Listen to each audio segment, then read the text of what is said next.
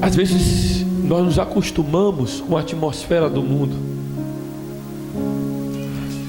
É fato, porque nós vivemos no mundo e nós estamos envolvidos no mundo. E não tem como a gente não se envolver com a atmosfera do mundo. Muitas das notícias que nós vimos aqui são notícias que nós assistimos todos os dias. E às vezes não gera mais nenhum sentimento, porque nós estamos já envolvidos. Às vezes a gente nem se surpreende mais com algumas coisas, por causa da atmosfera do mundo.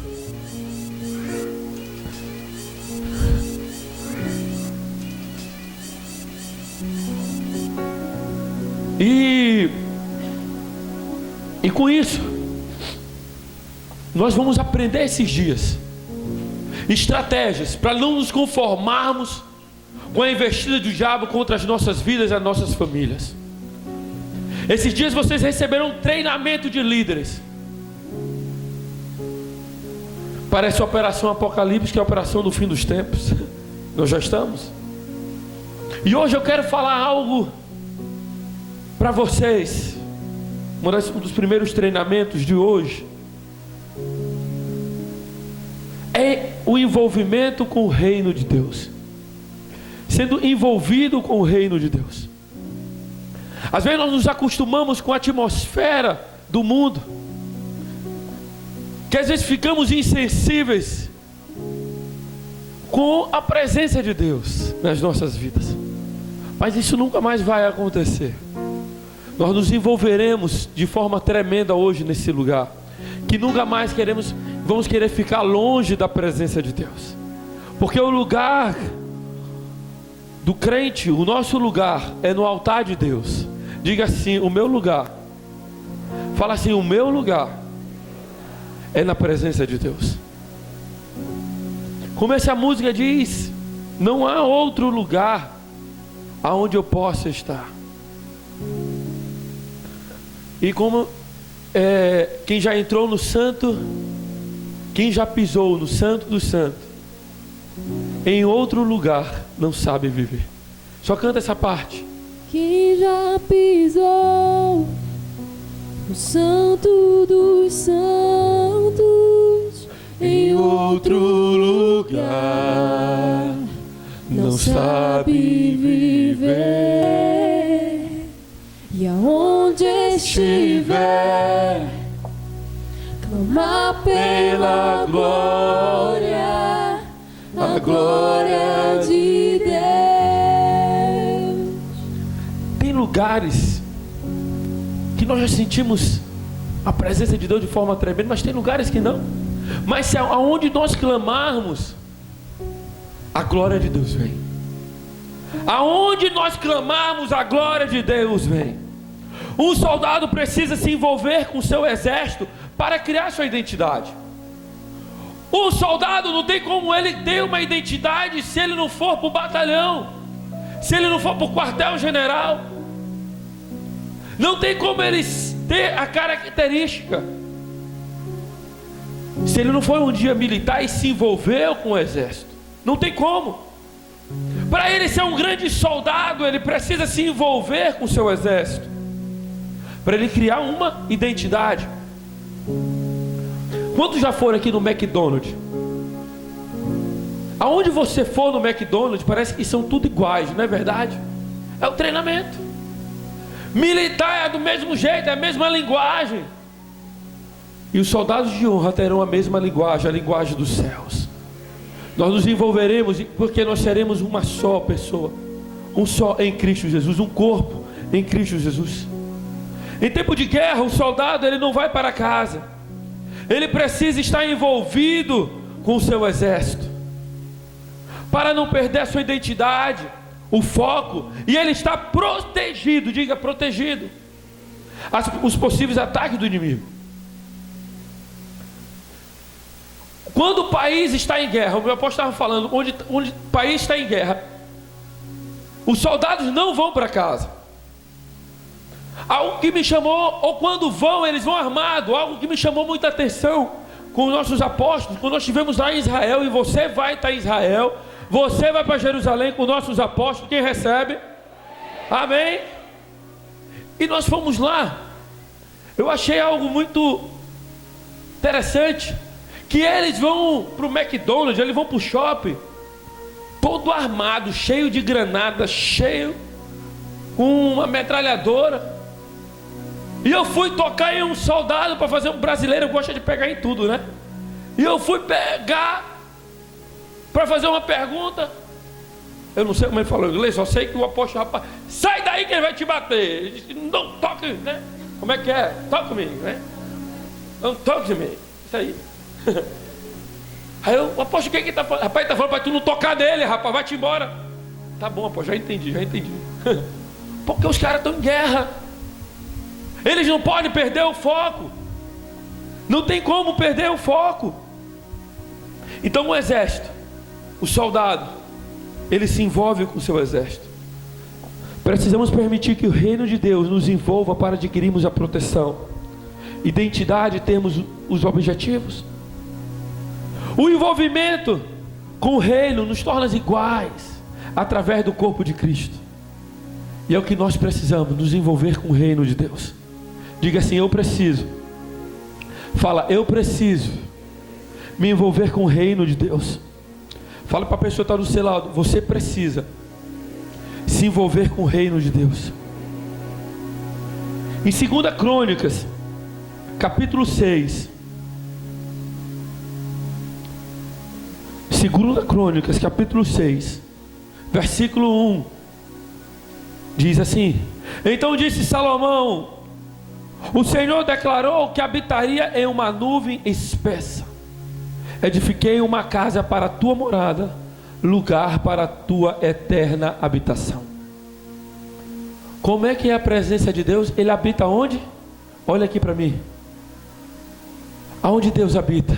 Em uma nuvem espessa. E ele fez, diz: edifiquei uma casa para a tua morada, lugar para a tua eterna habitação. Aqui ele compara a presença dele com uma nuvem de glória, uma nuvem densa, uma nuvem cheia. A presença de Deus é como uma nuvem de glória. E nós encontramos na Bíblia vários versículos que falam sobre a nuvem de glória, que falam sobre nuvem, falam sobre fumaça. Há vários versículos que falam sobre isso. A Bíblia diz que o Senhor habita em uma nuvem espessa. A nuvem é mencionada inúmeras vezes, e normalmente para expressar duas situações, que aqui eu quero falar para vocês. Primeira, proteção. Quando se fala de nuvem, na Bíblia se fala de proteção. Isaías capítulo 4, versículo 5. Isaías 4, versículo 5. Olha que Deus nos diz. Oh Espírito Santo,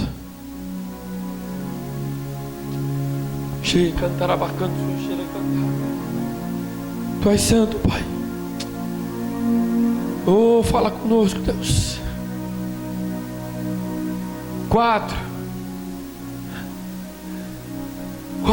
de 5 a 6 diz assim: criará o Senhor sobre todo o monte de Sião e sobre todas as suas assembleias uma nuvem de dia e fumaça e resplendor de fogo chamejante de noite, porque sobre toda a glória se estenderá um dossel e um pavilhão, os quais serão para a sombra contra o calor do dia, e para refúgio e esconderijo contra a tempestade e a chuva. Diga amém. Aqui fala da fumaça, fala da nuvem, da proteção. A nuvem de glória do Senhor, Ele está para a gente como proteção, Ele nos protege. A Bíblia mostra aqui que Ele protegia. Lá em Êxodo capítulo 13, você vê que Deus Ele colocou no meio do deserto. O que Ele colocou no meio do deserto? Ele estava atravessando o deserto e disse: eu vou colocar sobre vocês durante o dia uma nuvem, e à noite uma coluna de fogo. Mas durante o dia terá uma nuvem de proteção sobre a vida de vocês. E vocês não serão queimados pelo sol, porque a minha nuvem irá proteger vocês. Então a nuvem de Deus nos protege. E eu pesquisando sobre a nuvem, sobre a camuflagem, o primeiro paiol, Deus me deu uma palavra sobre camuflagem. E nessa Deus também me deu sobre camuflagem, mais um outro tipo da camuflagem que Deus tem para nos dar. O exército, eu estava pesquisando sobre um tipo de camuflagem. E todos conhecem essa camuflagem básica, né? Você usar roupas da cor da floresta, usar aquele tecido, e você se protege. Mas existe hoje, com a modernidade, vocês já ouviram falar daquele que a pessoa reconhece a temperatura do corpo, né? E da visão noturna. Tem agora a visão noturna, então não tem problema. Você bota aqui a visão noturna e à noite você olha. Só que o exército americano já fez algo. Eles criaram uma coluna de fumaça ao redor do exército dele. Quando eles estão em guerra, eles produzem uma coluna de fumaça, de nuvem, que nenhuma visão noturna consegue ultrapassar. Até o exército aprendeu. Os navios norte-americanos desenvolveram uma técnica com a marinha, que eles produzem no mar um jato d'água que produz uma neblina. O que é neblina? Fumaça. É nuvem. É quando a nuvem desce. E eles produzem o jato de água para produzir uma neblina, que o navio, ninguém olha o navio. O navio ele fica todo coberto com uma neblina e ninguém está vendo nada. Quando menos espanta, está lá o navio atacando. O exército aprendeu. E esse tipo de nuvem, dessa camuflagem, nós iremos aprender hoje. Diga amém. Diga eu quero me encher do Espírito Santo. Todo guerreiro precisa estar sempre protegido contra os ataques do inimigo. E a outra coisa, a outra situação que Deus fala muito, que aqui eu quero que nós prestemos atenção, falar sobre a glória dele. Há várias passagens que mostram a formosura de Deus, e sempre está com a nuvem de glória. Nós vemos em Atos capítulo 1, versículo 9, depois que ele diz: mas recebereis poder ao descer sobre vós o Espírito Santo.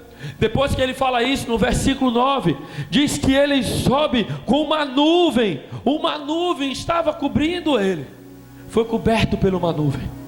Essa mesma nuvem vai nos cobrir hoje nesse lugar. Essa mesma nuvem de glória irá nos cobrir hoje nesse lugar. Também vemos Arão em Levíticos capítulo 9, versículo 23, consagrando o tabernáculo em meio ao deserto, quando uma nuvem de glória é derramada naquele lugar. Levíticos 9, escute, olha que diz a palavra: então entraram Moisés e Arão na tenda da congregação, e saindo abençoaram o povo, e a glória do Senhor apareceu a todo o povo. E eis que saindo fogo de diante do Senhor consumiu o holocausto e a gordura sobre o altar. O que vendo o povo jubilou e prostrou-se sobre o rosto. Olha que tremendo aqui. No meio do deserto o povo começa a clamar. E algo interessante, que lá Salomão, muitos anos depois, muitos anos se passaram, Salomão também estava reunido com os levitas. E diz que os levitas começaram a tocar som de símbolos. Caio, vai lá para a bateria. Diz a palavra que Salomão começou a consagrar o templo. A arca estava lá diante de Deus, e eles começaram a adorar. Diz que saía no altar som de símbolos, som de percussão começou a tocar. Diz que era símbolos, sons sonoros. E quando os levitas começavam a tocar, naquele lugar, diz que o sacerdote, lá o lugar se encheu da glória de Deus. que ninguém mais conseguia entrar, porque tinha uma nuvem poderosa naquele lugar. Porque homens e mulheres começaram a adorar, e essa nuvem já está nesse lugar. Eles se envolveram com o reino de Deus, eles se envolveram com a glória de Deus. E algo interessante que nós podemos ver nessas duas passagens: a nuvem de glória apareceu sobre eles. Duas coisas nós podemos ver aqui, de coincidência, não tem coincidência, tem Deus incidência. Oh, Espírito Santo, olha só. A primeira, todos, tanto no antigo, lá, Arão, quanto Moisés, eles estavam consagrando um tabernáculo, um templo. Primeira coisa, eles estavam consagrando. Arão estava consagrando o tabernáculo. E Arão estava consagrando em meio ao deserto, a meio ao nada. No meio da tribulação, ele apresentou diante de Deus sacrifícios, e diz que uma nuvem entrou naquele lugar, e eles foram tomados pela glória de Deus, porque eles foram envolvidos. Salomão também, muitos anos depois, já numa outra situação, representava riquezas. Salomão estava entregando ouros, utensílios de ouro e de prata, e começou a